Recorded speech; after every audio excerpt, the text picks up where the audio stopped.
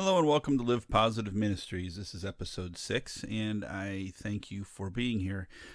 Today we're going to get into something. This is very off the cuff. I don't actually even really have much in the way of notes on this, but it's going to be completely not my typical sermon and discussion. But what I'm really going to get into is how religion and science, I feel, can and should complement one another, and how both of them have answers, and they should seek out the similarities within those answers. And I'm going to get very philosophical. And I understand that a lot of this could be very controversial. I don't expect everyone to agree with it. It's really a thought experiment. But hey, without further ado, let's just get going into this. You know, what I'm going to start with is the ideas of the multiverse theory, reincarnation.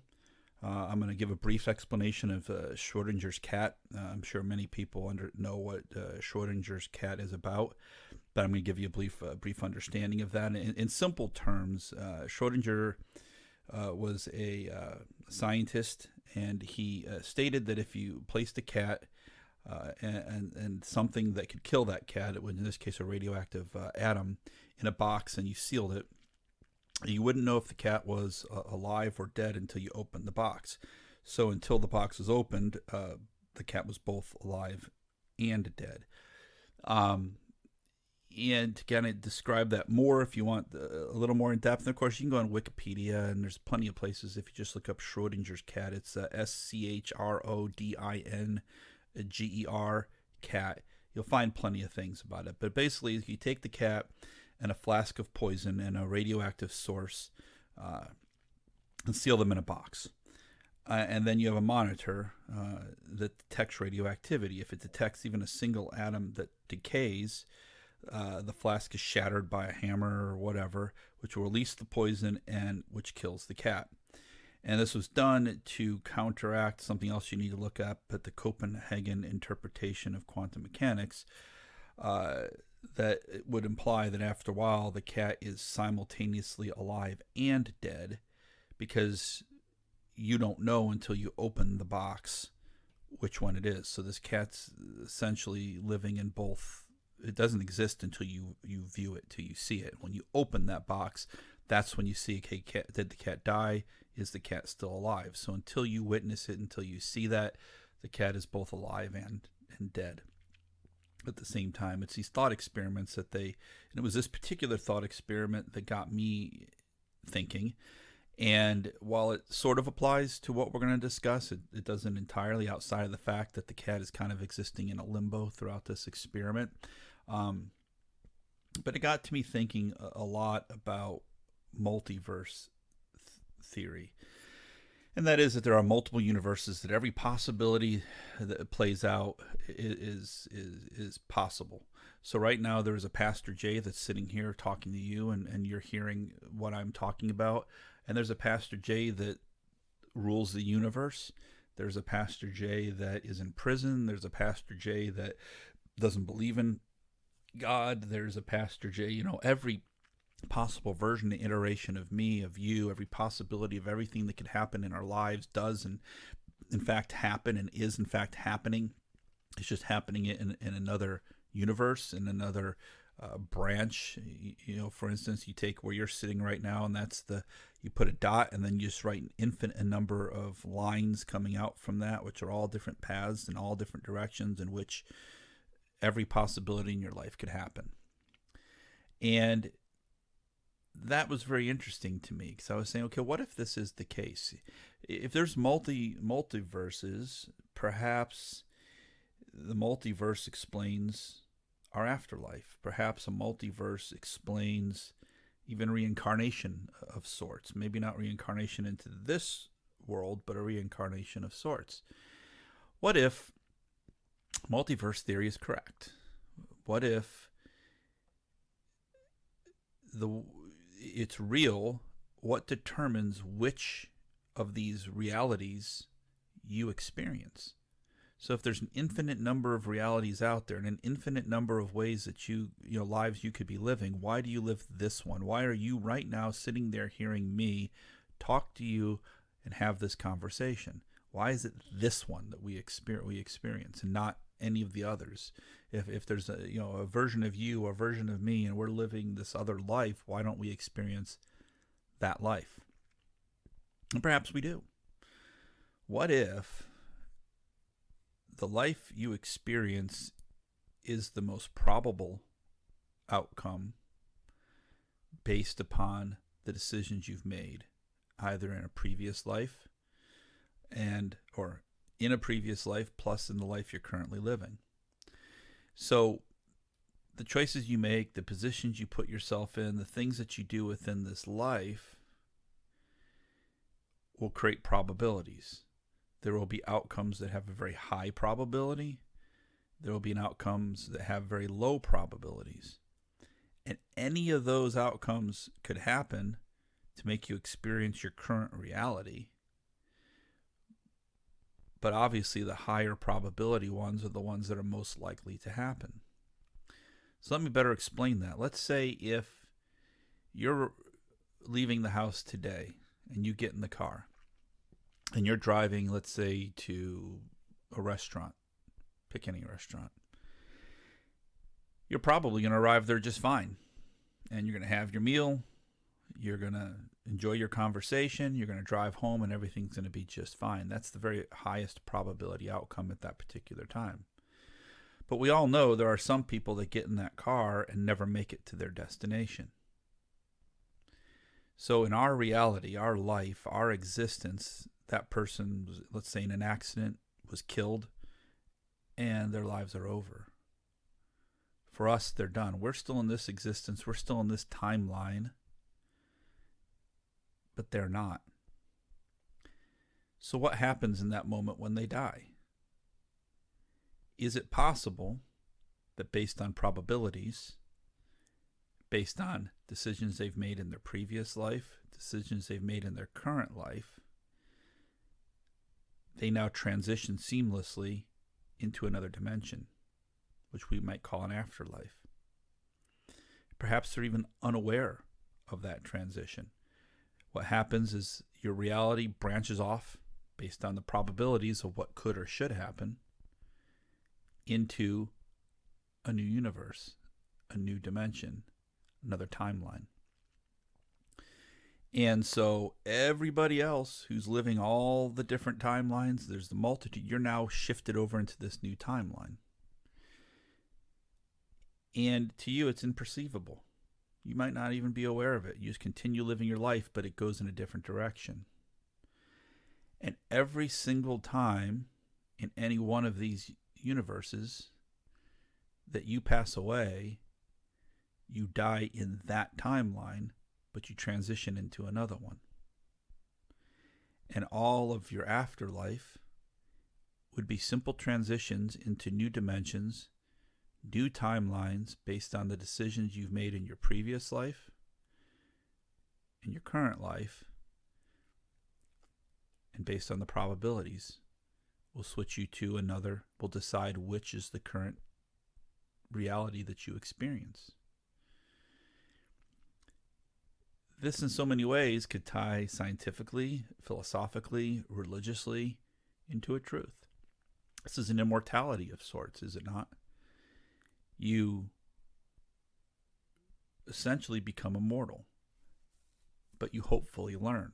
So as you continue to transition to these new lives, you continue to move to these different realities, you continue to learn, you continue to evolve. Every time you move into a different dimension, you're moving into a higher plane of existence. That hopefully all of your previous, while you may not be consciously aware of your previous decisions, consciously aware of the other timelines you were in, because when you switch to this new timeline, all your memories, all your reality, all your everything are going to be of that timeline.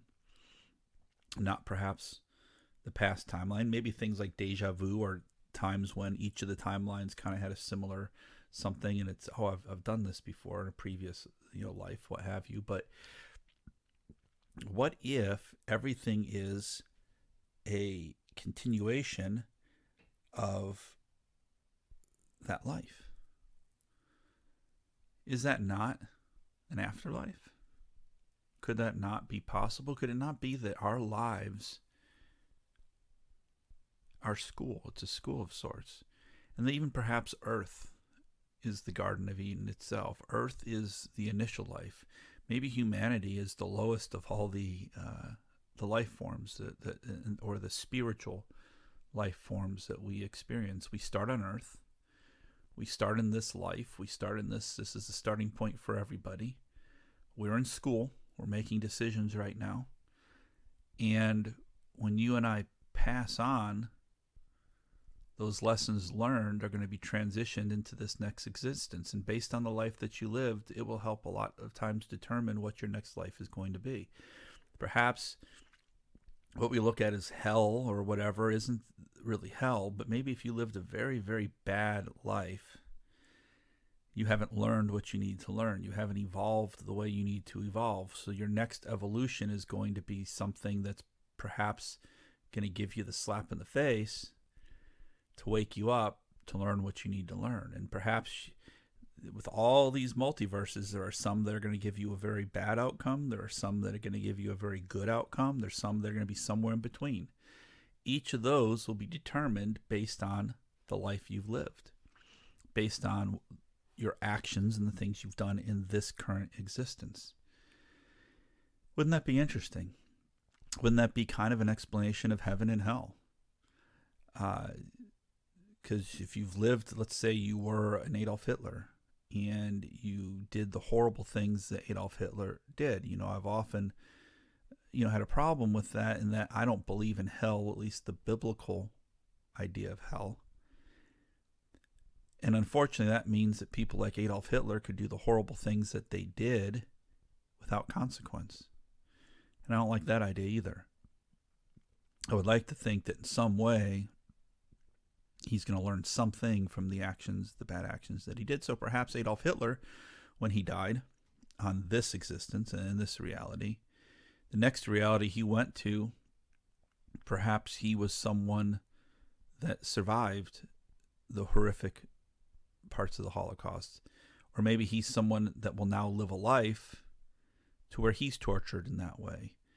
And he has to see it from that point of view, and he has to experience that pain and whatever, not on a permanent existence, not on a permanent basis. He has an opportunity to learn from his mistakes, and then if he does, in his next evolution of his spirit and his soul, it will be a better experience, because he'll have less that he needs to learn. Perhaps everything is about us. It's self-improvement of the soul. Maybe each one of these lives that we live is about us improving our souls, filling the gaps in our lives.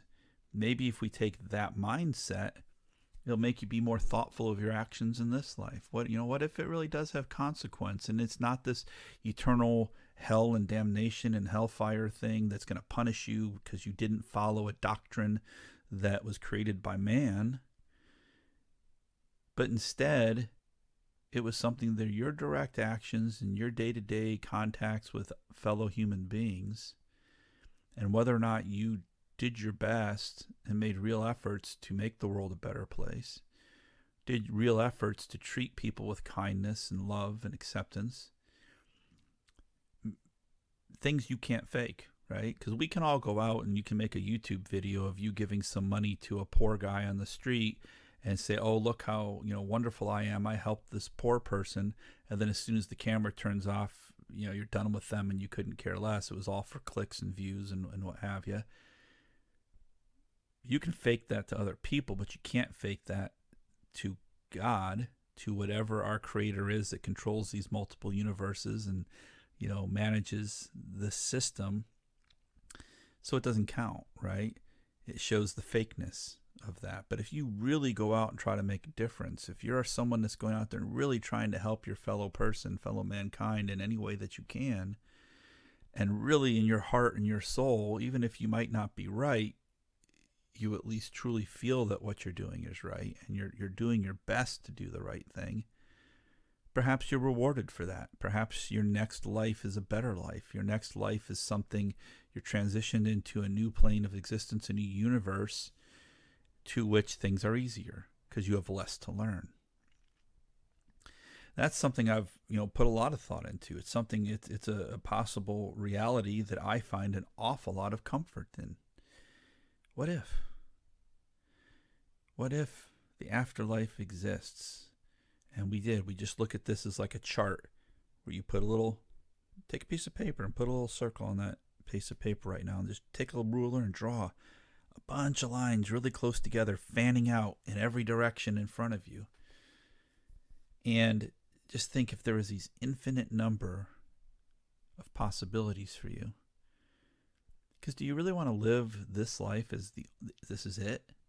There's nothing else for you after this? That you live this one life and it's over? Or is it more comforting to think of the possibility that, you know what? I'm in school right now. I'm learning. I'm going to make mistakes. And just like in school, I'm going to get a grade.